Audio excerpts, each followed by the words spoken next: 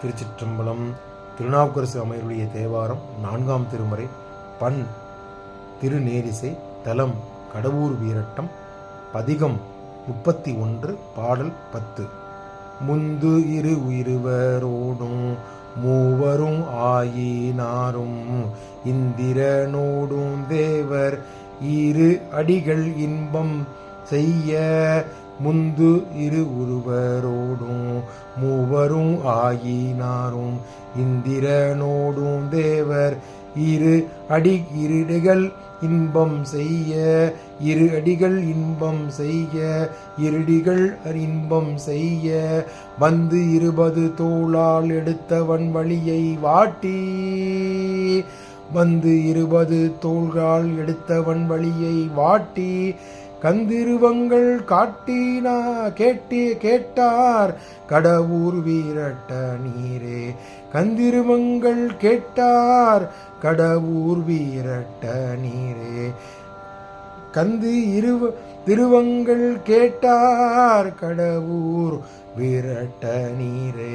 கடவூர் வீரட்ட நீரே. கடவூர் வீரட்ட நீரே.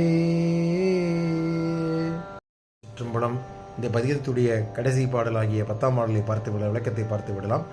படைத்தல், காத்தல், அழித்தல், மறைத்தல் மற்றும் அருளுதல் ஆகிய 5 தொழில்களை செய்யும் பிரமன், திருமால், உருத்திரன், மகேஸ்வரன் மற்றும் சதாசிவன் ஆகிய 5வரும் மற்றும் இந்திரன் மற்றும் உள்ள தேவர்கள், முனிவர்கள் ஆகியோர் வழிபட்டு பரம்பொருளாகிய சிவருமானின் இன்பத்தை அடைகின்றனர். இன்பத்தை அடைந்து விளைவிக்கின்றனர்.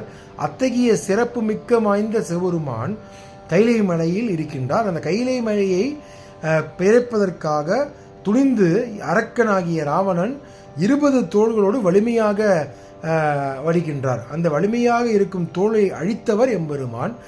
அந்த வருந்திய அரக்கன் வலியினால் வருந்தினார். அந்த 20 தோள் உடைய ராவணனை கட்டவரில் அமிழ்த்தும் போது அவர் வலியினால் துடித்தார் அல்லவா. அந்த வருந்திய ராவணன் இசையுடன் கலந்த சாமவேதத்தை பாடிய பொழுது அந்த பாடலை விருப்பமாக கேட்டார். யாரு? சிவபெருமான் விருப்பமாக கேட்டார். அந்த அரக்கனுக்கு அருளும் பாலித்தார், அருள் புரிந்தார். அப்படிப்பட்ட தன்மை கொண்டவர் கடவுர் வீரத்தில் உரையும் வீரட்டனாகிய இறைவனாரே என்று சொல்லி இந்த பாடலையும் பதிகத்தையும் முடிக்கின்றார் அப்பன் சாமியார். திருச்சிற்றம்பலம்.